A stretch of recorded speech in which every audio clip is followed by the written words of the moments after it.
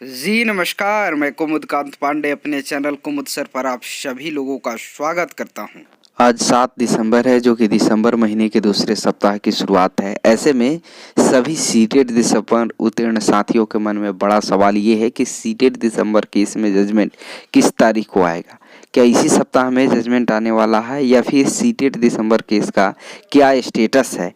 कुछ अभ्यर्थी साथियों का ये भी बड़ा चिंता बना हुआ है कि बिहार प्राथमिक शिक्षा के निदेशक रंजीत सर लगातार सोशल मीडिया पर पोस्ट करते रहते हैं।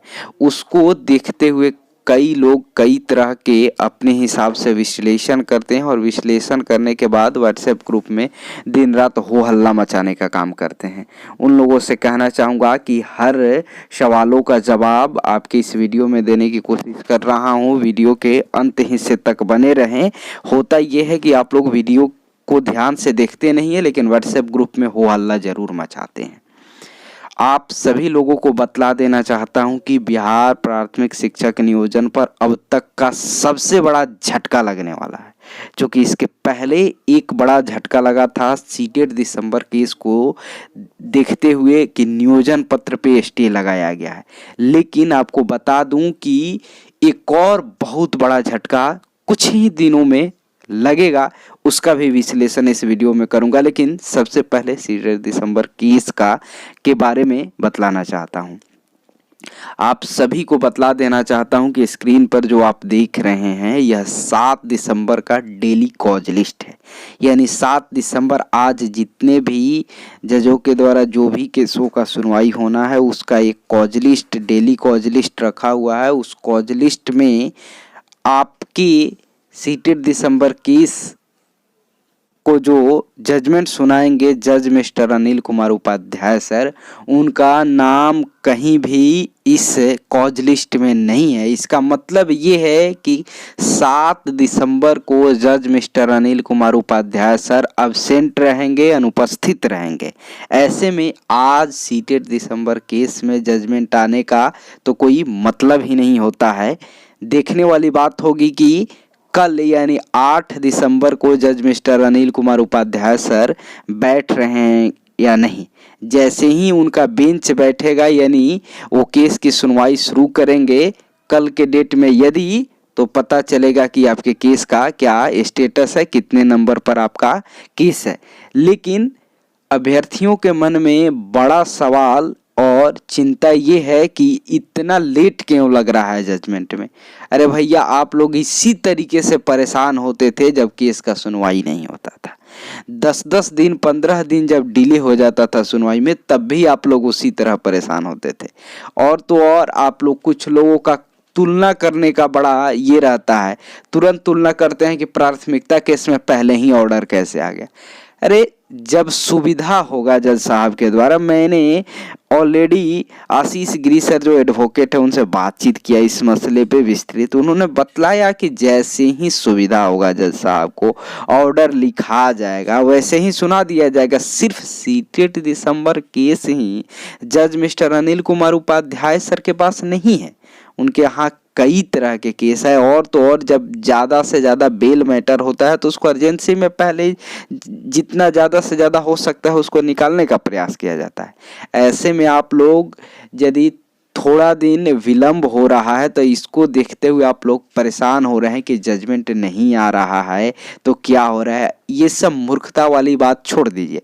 जैसे ही जजमेंट लिखाएगा जज मिस्टर अनिल कुमार उपाध्याय के सुविधा के अनुसार वैसे ही सुनाने का काम किया जाएगा। आप सभी साथियों को याद दिला देना चाहता हूं जो कि स्क्रीन पर आप देख रहे हैं, the national federation of blind का केस, जो पहले मैंने आप लोगों को बतलाया कि बिहार शिक्षक नियोजन पर सबसे बड़ा झटका लगने वाला है। वो लगेगा, पूछिए कैसे। क्योंकि सीटेड दिसंबर केस से जैसे ही जजमेंट आ जाएगा उसके बाद से ये केस डिस्पोज होगा, उसके तुरंत बाद इस बिहार शिक्षक नियोजन पर नेशनल फेडरेशन ऑफ ब्लाइंड के तरफ से स्टे लगने वाला है। चूंकि 24 अगस्त को ही आप स्क्रीन पर देख रहे हैं जज चीफ जस्टिस यानी मुख्य न्यायाधीश के द्वारा ऑर्डर पास किया गया कि जितने भी टीचर रिक्रूटमेंट हैं सभी पर स्टे लगा दिया जाता है। ये ऑर्डर में आप देख सकते हैं लिखा हुआ है। और उसी का नतीजा है कि हाई स्कूल के तकरीबन 33,000 शिक्षकों का नियोजन पत्र बंटने की तिथि से 2 दिन पहले ही नियोजन पत्र पर रोक लगा दिया गया। आप लोग तो सीटेड दिसंबर का इतना हो हल्ला मचा है, सारे लोग जानते हैं, लेकिन नेशनल फेडरेशन ऑफ ब्लाइंड के केस को तो कोई जानता भी नहीं था। लेकिन हाई स्कूल के 33,000 शिक्षकों का नियोजन पत्र अचानक से रुक गया। वहीं इस सिचुएशन इस बार होने वाला है कि जब सभी तरह के शिक्षक नियोजन पर रोक लगाया गया है, फिर इस पर 94,000 के शिक्षक नियोजन पर रोक लगना बड़ा ही स्वाभाविक है। चूंकि नेशनल फेडरेशन ऑफ ब्लाइंड के एडवोकेट एन तिवारी से मेरी बातचीत हुई, जिसमें उन्होंने बतलाया कि मेरी वार्ता पूर्व अपर मुख्य सचिव आर के महाजन से उस समय हुआ था, जिसमें आर के महाजन ये बतलाए थे कि हम नेशनल फेडरेशन ऑफ ब्लाइंड के केस के जरिए एसटी इसलिए अभी नहीं दिए हैं कि ऑलरेडी उस पर सीटेड दिसंबर के कारण स्टे लगा हुआ है। जैसे ही वो स्टे समाप्त होगा वैसे ही नेशनल फेडरेशन ऑफ ब्लाइंड के जरिए स्टे लगने का काम होगा। और तो और आपको ये भी बतला देना चाहता हूँ कि बीते दिनों जब महाधिवक्ता ने नेशनल फेडरेशन ऑफ ब्लाइंड के अभ्यर्थियों को 4% क्षैतिज आरक्षण और बैकलॉग आरक्षण देने की बात कही, तो इसमें ये भी बात हुआ कि ये